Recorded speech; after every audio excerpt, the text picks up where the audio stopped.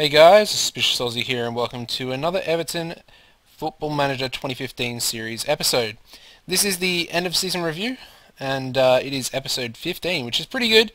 Obviously I'm trying to come out with videos as frequently as possible. I have actually got a couple of Ajax series episodes already made, but obviously I'm trying to do one-on-one of each series, so I have to record, some Everton ones as well. Anyway, we have finished the season. As you can see, we did finish 5th, which is kind of disappointing. 5 points off the top 4. So I haven't made Champions League football once again, which is really disappointing because I really, really want it. And I think if we get Champions League football, that will really be the kick that we need to, start challenging for the title, as far as buying better players and, securing the Champions League spots, every season. Anyway, we're going to get into the fixtures in a second, but as you can see over here in the team competitions, it's fairly straightforward. Obviously, the Europa League, we actually made it to the semi-final, and we lost to Atletico Madrid. You can't really see that there because of the Euro Under-21 Championship, but we lost in the semi to Atletico, who actually won the Europa League, so, it's always good to lose to the eventual champions, but, I mean, we fell just short there. Could have been Europa League champions, so I was pretty disappointed to lose. And you'll see the results in a minute. I think it was pretty close. So yeah, it was disappointing. Obviously the Premier League, 5th, as I mentioned just before, 5 points off. Pretty good teams up there, to be fair. Tottenham are probably the worst, and obviously they came 4th. So yeah. We lost in the 6th round of the FA Cup, which is just before the semi-finals, so technically it's a quarter-final.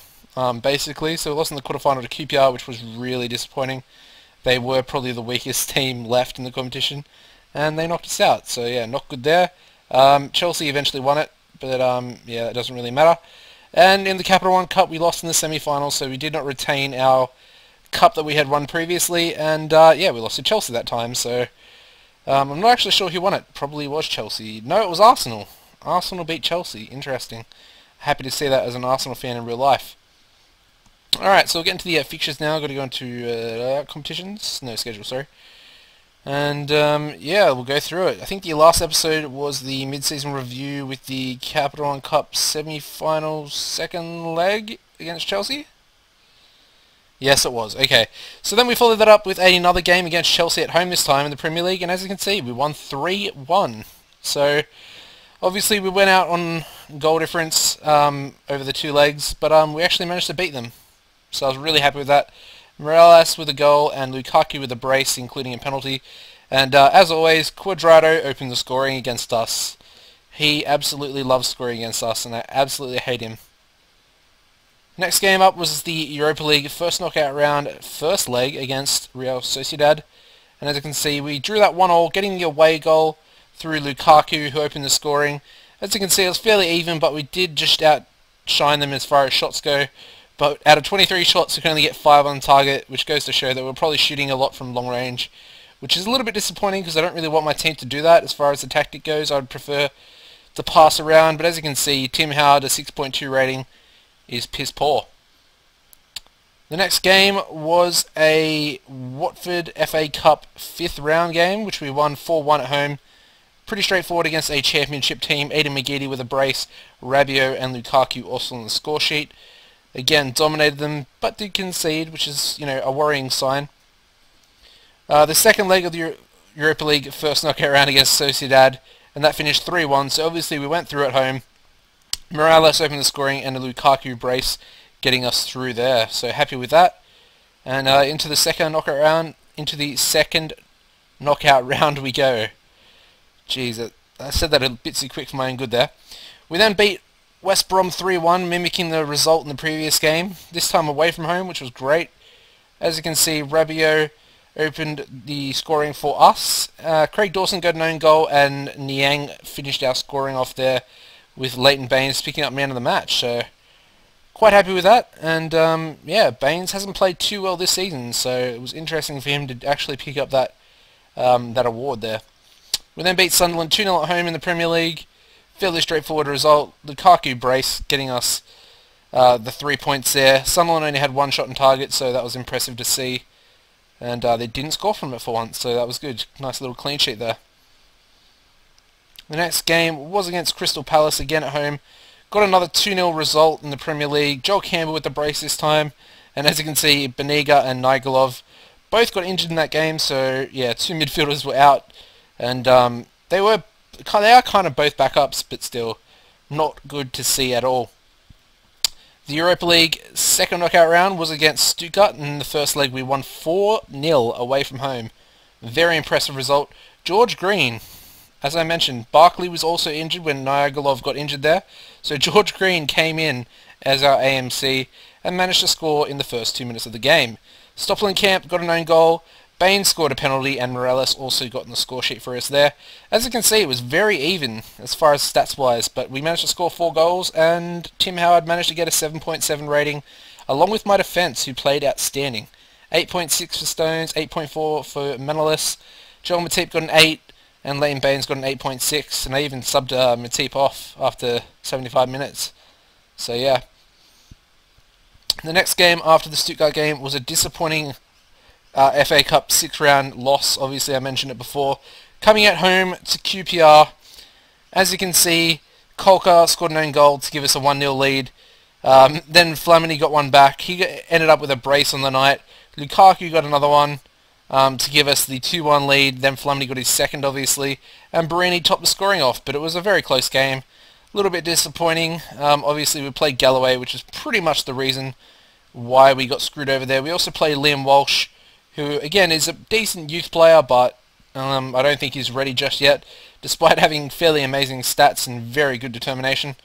We played a very second-string team. We even played Pacheco in goals, McGeady, Green. So, yeah, it wasn't an ideal team to play, and I definitely underestimated them. So, yeah. It was kind of my own fault that I got sent out there. Should have played a bit of a better team, but I obviously wanted to try and advance in the Europa League as much as I could. And the next game against Stuttgart, the second leg, was a 2-1 home victory. So very good results there. Joel Campbell and Leighton Baines on the score sheet for us there. And as you can see, we absolutely dominated them at home. So really impressive to see that, especially bounce back after that disappointing loss in the FA Cup.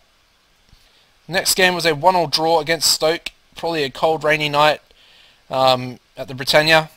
Romelu Lukaku got our only goal there. It was fairly even except for possession, which we just outed them.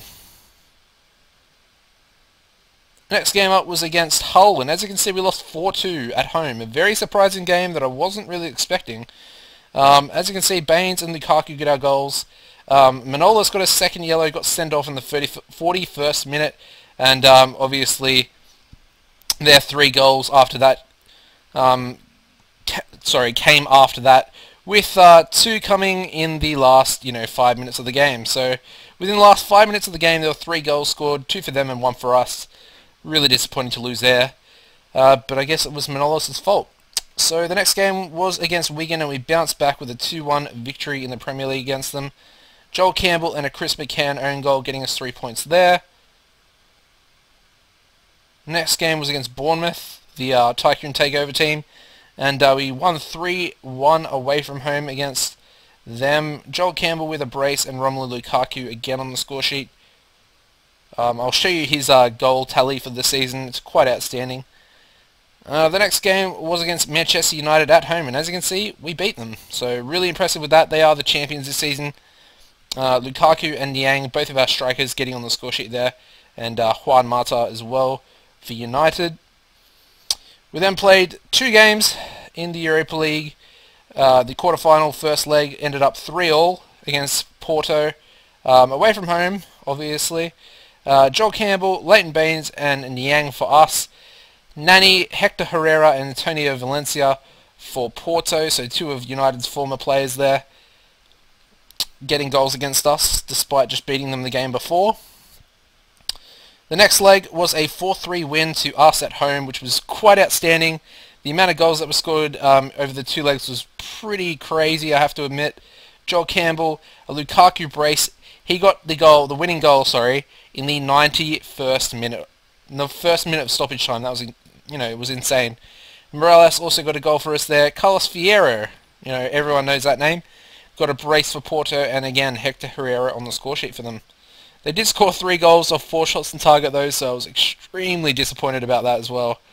You know, that sort of statistic, you know, strikes again against me, I suppose.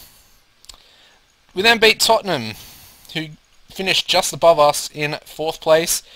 2-0 at home, very impressive victory. John Stones and Niang on the score sheet for us there. And they actually, you know, was quite fair to say that they dominated us, which was good to see. Obviously not good to see that we got dominated at home, but good to see that we picked up the win and kept a clean sheet as well at that.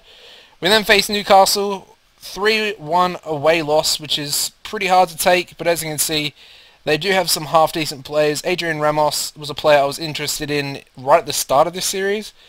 He scored after 12 minutes. And then Facundo Ferreira, absolute beast of a player on Football Manager. He got a brace. Joel Campbell got one really late on for us, but obviously we were never looking like we were actually going to win there. So, yeah, that's a disappointing loss to take. Next up was the Merseyside derby. And as you can see, a 1-0 away loss at Anfield. Mario Balotelli. Yep, Mario Balotelli scored in the 8th minute to give Liverpool the win. Both teams had 2 shots on target, and obviously from the 2, Liverpool scored 1 goal. So what a surprise there, I guess. We scored none from our 2, which again, not really a surprise there. And yeah, gives us another loss, and I don't even know if we've actually won a Merseyside derby in this series, which is pretty disgusting, I have to admit. Anyway, next up was the first leg of the Europa League semi-final at home, and as you can see, we kept it to 0-0. We kept them off the score sheet when they were away from home. They had 2 shots on target. We had 7 shots on target, and we could not score a goal. I was absolutely devastated about that. As you can see, their goalkeeper got a 7.6. Godin got a 7.6 as well. Alderweireld, the player I tried to sign like 2 seasons ago, got a 7.1. Which was pretty hard to take because I really wanted him as well before I signed Manolis, I think it was. So yeah, horrible result there.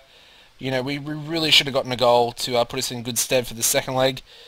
So we'll go a little bit further down here. And the next game up was against QPR. We got revenge. We got the 1-0 victory at home here. But this was in the Premier League. Aidan McGeady in the 89th minute, getting the goal there with Leighton Baines on an 8.1 Man of the Match award. Then came the second leg of the Europa League semi-final. As you can see, we lost 2-1 away from home.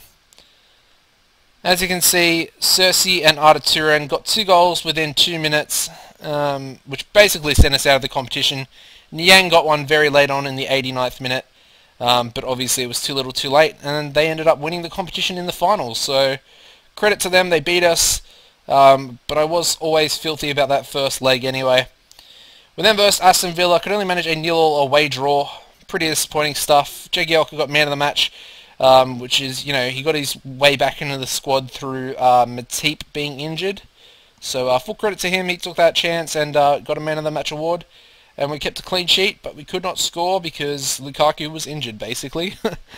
Yeah. And of course the final game of the season was against Southampton, a game I just played a few minutes ago. And as you can see, 2-0 victory at home. Morales and Niagolov getting our goals there. Very happy to see Niagolov on the score sheet, the Bulgarian international, at the young ripe age of 18. Very good to see. So yeah, that is the fixtures for the season, guys. I hope that has, you know, been enjoyable for you guys. What am I doing? Go back. Alright, there we go. I do actually have the European Under-21 Championship coming up, so I think that's pretty interesting. Obviously, I am the France Under-21 manager. I think this will probably be my last competition I play as the Under-21 manager. I'll resign and look to see if there are any first team jobs out there for any international teams. I'd love to get a decent international job. I think that'd be quite interesting. So yeah, that's basically it for this episode, guys. I hope you have enjoyed this season. I know the episodes haven't been coming out too recently because I have been really busy with work, working 50-hour weeks and stuff. The likes on the videos have dropped off a little bit. You know, I was getting around 10 to 15 likes on most of my episodes before I got this job because the episodes were, you know, quite common. And they've dropped off to about 4 or 5 likes per video now, guys. So if you could, you know, drop a like on these videos, all these episodes coming out, that would be amazing. Just to give me a little bit more motivation to make them, because I am really tired when I get home from work and stuff. So, yeah, thanks guys if you've liked the video, and we'll see you next time. We'll see you for pre-season. Hopefully we get a few transfers in. Obviously down here you can already see that we are getting Delofu on a free transfer, but we do have a nice little transfer kitty there. 14.8 million, so we'll look to see what we can do with that in the next episode. And yeah guys, I'll see you later. Bye.